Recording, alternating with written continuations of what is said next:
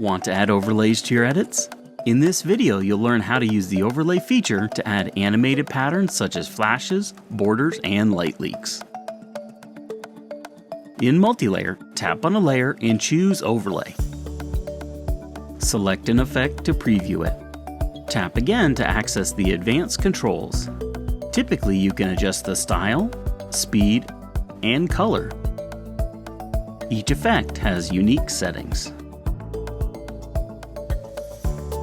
When using light leaks, set the start offset to choose when the effect will begin.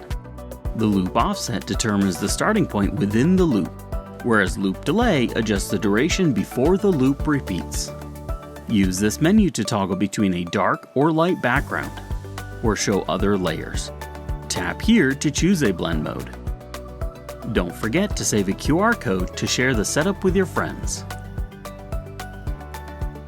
After choosing your overlay, tap Done. You can then edit it like any other layer, applying color and layout effects, or animating its keyframes. When done, tap Create.